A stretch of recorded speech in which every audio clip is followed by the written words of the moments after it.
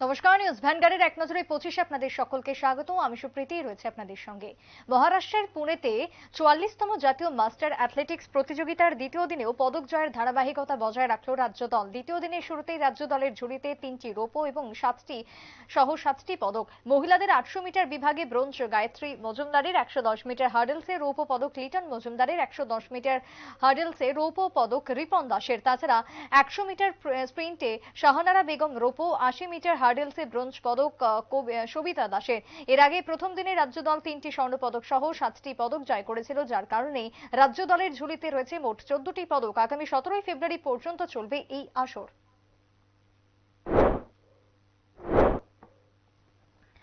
গত বছর একটি আন্তর্জাতিক সংস্থার পরিসংখ্যানে মাথা হেট হয়েছিল মোদী সরকারের, তালিকায় ছিল ভারতের নাম। আর এরপরই নড়েচড়ে বসল ইডি। মুম্বাইতে সাম্প্রতিক অভিযান চালিয়ে এক ইমারত ব্যবসায়ীর প্রাসাদ সম বাড়িতে হানা দিল ইডি।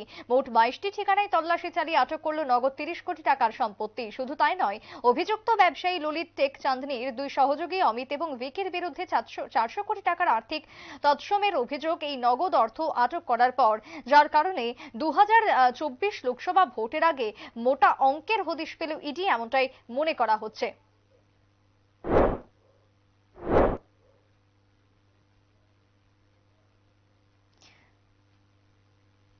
কৃষকদের ন্যূনতম সহায়ক মূল্যের দাবিতে দিল্লির সীমান্তে আন্দোলন চালাচ্ছে কৃষকরা। এই আন্দোলনকে বানচাল করতে দিল্লি পুলিশ জলকামান এবং কাঁদানে গ্যাসের সেল ফাটায়। এবার আরো আঁটোসাঁটো করা হলো নিরাপত্তা। বুধবার থেকে দিল্লির একাধিক সীমান্ত সিল করে দেওয়া হলো প্রশাসনের তরফ থেকে।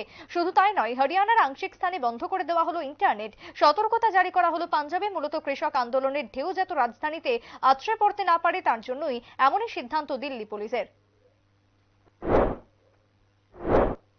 আপাতত ন্যায়যাত্রা রেখেছেন কংগ্রেস নেতৃত্ব রাহুল গান্ধী। জরুরি ভিত্তিতে দিল্লিতে কৃষক আন্দোলনে যোগ দিলেন তিনি।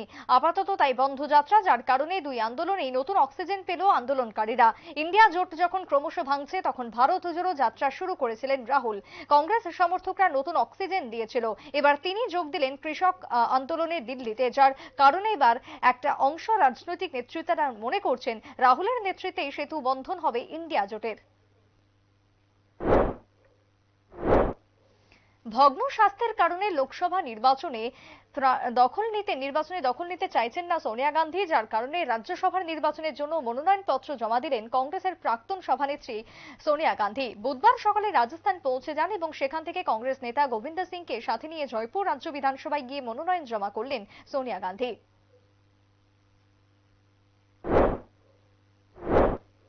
বিজেপি দলের সর্বভারতীয় সভাপতি জেপি নাড্ডাকে রাজ্যসভার প্রার্থী করল ভারতীয় জনতা পার্টি। গুজরাট থেকে নির্বাচনে লড়বেন জেপি নাড্ডা। 2012 সাল থেকে জেপি নাড্ডা হিমাচল প্রদেশ থেকে নির্বাচনের সদস্য ছিলেন, কিন্তু বর্তমানে রাজ্যে ক্ষমতায় রয়েছে কংগ্রেস, তাই বিজেপির জেতার সম্ভাবনা খুবই কম হিমাচলে। এবার গুজরাট থেকে নির্বাচনে লড়বেন বিজেপির সভাপতি জেপি নাড্ডা। এবার ইডির তদন্তের মুখে পেটিএম। আরবিআইয়ের নিষেধাজ্ঞার পর এবার কর্মকাণ্ড নিয়ে তদন্ত শুরু করেছে ইডি। আরবিআইয়ের কাছে চেয়ে পাঠানো হলো পেটিএম এর ফাইল, যার কারণে বিপদ বেড়ে গেল পেটিএম পেমেন্ট ব্যাংকের। এদিকে বুধবার ফের 9% নেমে গেল পেটিএম এর শেয়ার দর। ইতিমধ্যেই ইডির তদন্তকারী সংস্থার কাজে হাত দেওয়ার চিন্তা বেড়ে গেল আরো পেটিএম এর। চলতি বছরেই রয়েছে টি-20 বিশ্বকাপ, শুরু হবে জুন থেকে। তার কারণে এক সপ্তাহ এগিয়ে আনা হচ্ছে আইপিএল এর ক্রীড়াসূচি। যেহেতু ভারতে হবে আইপিএল, তাই বিশ্বকাপের জন্য ম্যাচ শুরু করা হচ্ছে 23 মার্চ, শেষ হবে 26 মার্চ। ক্রিকেট সংস্থার সূত্রে এই খবর জানা যায়। 2রা ফেব্রুয়ারির পর আবার দিল্লির মুখ্যমন্ত্রী কেজরিওয়ালকে জিজ্ঞাসাবাদের জন্য সমন পাঠালো ইডি। এই নিয়ে 6বার পাঠানো হলো সমন কেন্দ্রীয় সংস্থার তরফ থেকে। ইডির নোটিশ অনুযায়ী আগামী 19 ফেব্রুয়ারি দিল্লির আবগারি দুর্নীতি সংক্রান্ত মামলায় হাজির হতে হবে কেজরিওয়ালকে।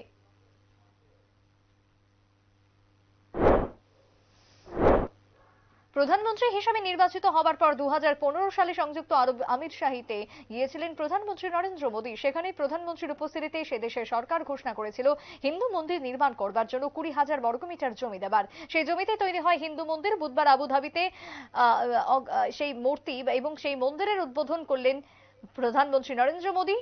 অনুষ্ঠানে উপস্থিত ছিলেন বলিউডের অভিনেতা অক্ষয় কুমার, বিবেক ওবরাই, শঙ্কর মহাদেবন সহ আরো অনেকেই।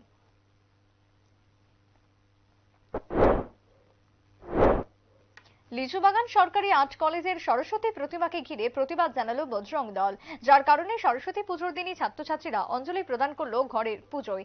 চাপে পড়ে কর্তৃপক্ষ স্বল্প বস্ত্রের সরস্বতী মূর্তি সরিয়ে নিল।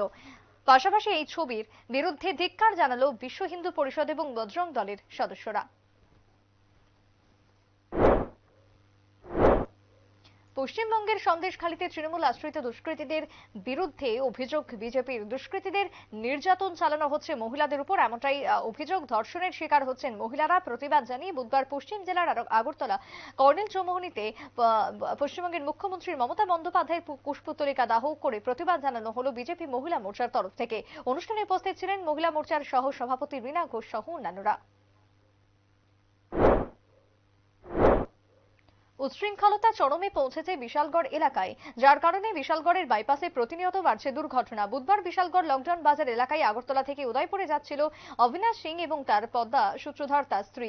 অভিযোগ, সে সময় বাজার এলাকায় রেখারানী দাসকে ধাক্কা দেয় অবিনাশ সিং। এরপরে এলাকাবাসীরা দম্পতিকে মারধর করেছে বলে অভিযোগ। ঘটনার খবর পেয়ে পুলিশ অবিনাশ শীল এবং তার স্ত্রীকে এবং অন্যদিকে রেখারানী দাসকে হাঁপানিয়া হাসপাতালে নিয়ে যায়। চলন্ত গাড়িতে ধাক্কাকে ঘিরে চাঞ্চল্য ছড়িয়ে পড়ে এলাকায়। অভিনব কায়দায় গাঁজা পাচার ভেস্তে গেল পাচারকারীদের। তুষের বস্তার আড়ালে লরিতে করে পাচার হচ্ছিল গাঁজা। গোপন খবরের ভিত্তিতে উত্তর ত্রিপুরার চুড়াইবাড়ি থানার পুলিশ সন্দেহভাজন আটক করে NL01 AG5632 নম্বরের একটি লরি। পরে পুলিশের তল্লাশিতে তুষের বস্তার নিচে রাখা 434 কেজি গাঁজা উদ্ধার করা হয়, যার বাজার মূল্য প্রায় 1 কোটি টাকা বলে জানিয়েছে police super Bhanupada Chakraborty. Police গাড়ির চালক ভিকি কুমার রায়কে আটক করেছে। মান্দাই ব্লকের অন্তর্গত বোরাখাই অবস্থিত শান্তিকালী মিশন আশ্রমে ভর্তি প্রক্রিয়া চলছে। আশ্রমে বিশেষ করে অনাথ শিশুদের বিনামূল্যে পড়াশোনা করার সুযোগ এবং থাকে খাওয়া দাওয়ার ব্যবস্থা। শিশুদের জীবন গঠনের জন্যই প্রতিষ্ঠিত হয়েছে এই প্রতিষ্ঠান। বিশেষ প্রশিক্ষণ এবং উন্নত শিক্ষার জন্য ছাত্রছাত্রীদের বহিরাজ্যে পাঠানোর ব্যবস্থা রয়েছে বলেও জানান শান্তিকালী মিশনের মহারাজ বুদ্ধদেব দেববর্মা।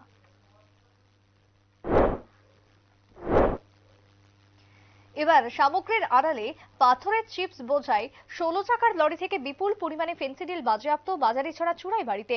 তবে এই কাণ্ডে পুলিশের চোখে ধুলো দিয়ে পালিয়ে যেতে সক্ষম হয়েছে লরির চালক ও সহচালক। জব্দকৃত নেশা সামগ্রীর কালোবাজারি মূল্য প্রায় 1.5 কোটি টাকা। সরস্বতী পুজোর সকালে SS8S0530 নম্বরের একটি পাথরের বোঝাই লরি শিলচর থেকে ত্রিপুরায় আসার পথে চুড়াইবাড়ি ওয়াচ পোস্টে পৌঁছালে গাড়িটিকে আগাম খবরের ভিত্তিতে দলবল নিয়ে তল্লাশি করে ইনচার্জ প্রণব মিলি। এতেই পাথরের চিপসের ভেতর থেকে 174 কার্টুনে 17,800 বোতল ফেন্সিডিল এবং কফ সিরাপ উদ্ধার হয়। লোকসভা নির্বাচনের আগে কংগ্রেসের রক্তক্ষরণ অব্যাহত। শতাব্দী প্রাচীন রাজনৈতিক দলের হাত ছেড়ে বিজেপিতে যোগদানের পথ পাকা করে ফেললেন অসমের বরাক ভ্যালির প্রভাবশালী বাঙালি মুখ কমলাক্ষ দে পুরকায়স্থ। কংগ্রেসের টিকিটে জিতে আসা এই বিধায়কের ব্যাপক প্রভাব রয়েছে বরাক উপত্যকায়। তার সঙ্গে বিজেপির পথে হাঁটতে চলেছেন আর এক কংগ্রেস বিধায়ক বসন্ত দাসও। বুধবার মুখ্যমন্ত্রী হিমন্ত বিশ্ব শর্মার সঙ্গে দেখা করেন কমন্ত দে পুরকায়স্থ এবং বসন্ত দাস। তারপরে প্রদেশ কংগ্রেসের কার্যকরী সভাপতির পদ থেকে ইস্তফা দেন তিনি। যদিও কংগ্রেসের প্রাথমিক সদস্য পদ ছাড়েননি কমলাক্ষ, তিনি জানিয়েছেন কংগ্রেসের প্রাথমিক সদস্য হিসেবেই থাকবেন তিনি, তবে সমর্থন করবেন বিজেপিকে। বস্তুত সরাসরি বিজেপিতে নাম না লেখালেও তার গেরুয়ায় যোগদান প্রায় পাকা।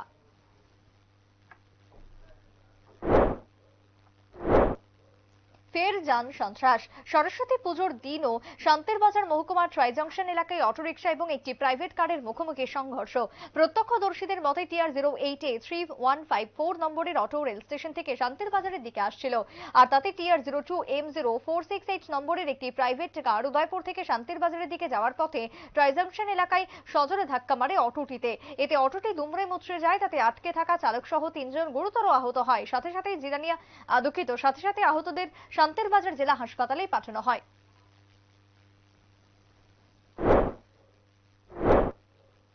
বুধবার গুজরাট ও মহারাষ্ট্র থেকে রাজ্যসভার প্রার্থী তালিকা প্রকাশ করেছে বিজেপি। দলের সর্বভারতীয় সভাপতি জেপি নাড্ডা গুজরাট থেকে প্রার্থী হচ্ছেন। সদ্য দলত্যাগী কংগ্রেস নেতা তথা মহারাষ্ট্রের প্রাক্তন মুখ্যমন্ত্রী অশোক চাহানকেও সেই রাজ্যে প্রার্থী করা হয়েছে। মধ্য রাজ্যে বাকি 3 আসনের জন্যও নাম প্রকাশ করেছে কেন্দ্রের শাসক দল। বনদস্যুদের বাড়বাড়ন্ত। মঙ্গলবার গভীর রাতে মুঙ্গিয়াকামি থানার পুলিশ যখন 41 মাইল এলাকায় নাকা পয়েন্টে কর্তব্যরত ছিল, ঠিক সেই সময় TR06B1830 নম্বরের একটি বোলেরো পিকআপ গাড়ি কাঠ বোঝাই করে তেলিয়ামুড়ার দিকে আসছিল। পুলিশ গাড়িটি 41 মাইল এলাকায় নাকা পয়েন্টে দাঁড় করিয়ে চালককে জিজ্ঞাসাবাদ করলে চালক কোনো সদুত্তর দিতে না পারায় পুলিশ কাঠসহ গাড়িটিকে আটক করে থানায় নিয়ে যায়। বুধবার মুঙ্গিয়াকামি থানার পুলিশ তেলিয়ামুড়া বন দপ্তরের হাতে কাঠসহ গাড়ি এবং আটককৃত 3 জনকে তুলে দেয়। বুধবার সমস্ত জল্পনার অবসান ঘটিয়ে জয়পুরে পৌঁছান সোনিয়া গান্ধী। দুপুর 12টা নাগাদ নিজের মনোনয়নপত্র জমা দেন। রাহুল ও প্রিয়াঙ্কা ছাড়াই উপস্থিত ছিলেন রাজস্থানের প্রাক্তন মুখ্যমন্ত্রী অশোক গেহলট এবং কংগ্রেস নেতা গোবিন্দ সিং দোতাসরা। অন্যদিকে কংগ্রেসের সূত্রে খবর, বিহার থেকে রাজ্যসভায় মনোনয়ন পেয়েছেন অখিলেশ প্রসাদ সিং। অন্যদিকে মহারাষ্ট্র থেকে টিকিট দেওয়া হয়েছে চন্দ্রকান্ত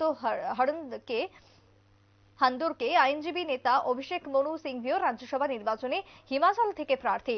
উল্লেখ্য, 27 ফেব্রুয়ারি দেশের 15টি রাজ্যের 56টি রাজ্যসভা আসনের নির্বাচন, যার মধ্যে 9 থেকে 10টি আসনে জয়ের মতন জায়গায় রয়েছে কংগ্রেস।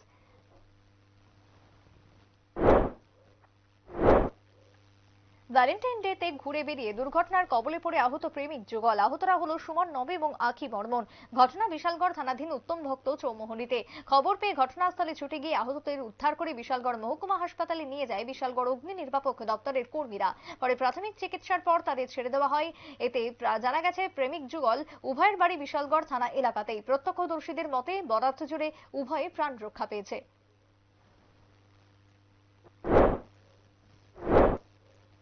কৃষকদের দিল্লি চলো অভিযানকে ঘিরে রণক্ষেত্রের চেহারা নিয়েছে পাঞ্জাবের সীমানা। এই পরিস্থিতিতে হাইকোর্টের নির্দেশ, প্রতিবাদীদের নির্দিষ্ট কিছু এলাকা বেছে নিতে হবে প্রশাসনকে। কৃষক বিক্ষোভ সংক্রান্ত দুটি ভিন্ন মামলার শুনানি ছিল এদিন। পাঞ্জাব ও হরিয়ানা হাইকোর্টের প্রধান বিচারপতি GS সান্ধাওয়ালিয়া এবং বিচারপতি লোপিতা বন্দ্যোপাধ্যায়ের বেঞ্চ জানিয়েছে, বাক ও মত প্রকাশের মৌলিক অধিকারে ভারসাম্য থাকতে হবে। বিচ্ছিন্নভাবে কোনো অধিকার প্রযোজ্য হবে না। সমস্যাটি সম্পর্কের মধ্যে সৌহার্দ্যপূর্ণভাবে সমাধান করা হবে। সরস্বতী পুজো ও পয়লা ফাল্গুন ঘিরে ঢাকাতে উৎসব মুখর পরিবেশ। লাখো মানুষের পদচারণায় মুখরিত ঢাকা বিশ্ববিদ্যালয়ের জগন্নাথ হল মাঠ। এখানে প্রায় 100 মণ্ডপে উদযাপন হয় সরস্বতী পুজো। এশিয়া মহাদেশের মধ্যে এটি সবচেয়ে বড় সরস্বতী পুজো। এখানে রয়েছে 40 ফুট উচ্চতার পরিবেশ বান্ধব সরস্বতী প্রতিমা। জগন্নাথ হল পুকুরের মধ্যেখানে স্থাপন করা হয়েছে। অপরদিকে সেতার বসন্ত রাগ বাজিয়ে শুরু হয় বসন্ত উৎসবে। সরস্বতী পুজোর দিন আচমকা কলকাতায় এলেন কংগ্রেসের সাধারণ সম্পাদক প্রিয়াঙ্কা গান্ধী। গত বেশ কয়েকদিন প্রিয়াঙ্কাকে তেমন সক্রিয়ভাবে দেখা যায়নি, বলাই ভালো দীর্ঘদিন অন্তরালে ছিলেন। এমনকি রাহুল গান্ধীর ন্যায়যাত্রাতেও দেখা যায়নি তাকে। দাদা রাহুলের সঙ্গে তার মনোমালিন্য নিয়েও জল্পনা হয়েছে। তবে সেসব জল্পনা উড়িয়ে বুধবারই সোনিয়া গান্ধীর রাজ্যসভার মনোনয়ন জমা দেওয়ার সময় জয়পুরে ছিলেন উপস্থিত তিনি। জয়পুর থেকে সরাসরি কলকাতায় এসেছেন, কিন্তু হঠাৎ কি কারণে কলকাতায় আগমন তা এখনো জানা যায়নি। প্রদেশ নেতারাও খানিকটা অন্ধকারে। শহরে একটি বিয়ের অনুষ্ঠানে যোগ দিতে এসেছেন কংগ্রেসের সাধারণ সম্পাদক, যেমনটা খবর। এখনকার মতো এক নজরে 25 পর্যন্তই। পরবর্তী নিউজ আপডেট এবং টকশো দেখার জন্য চোখ রাখবেন শুধুমাত্র নিউজ ভ্যানগার্ডের পর্দায়। নমস্কার।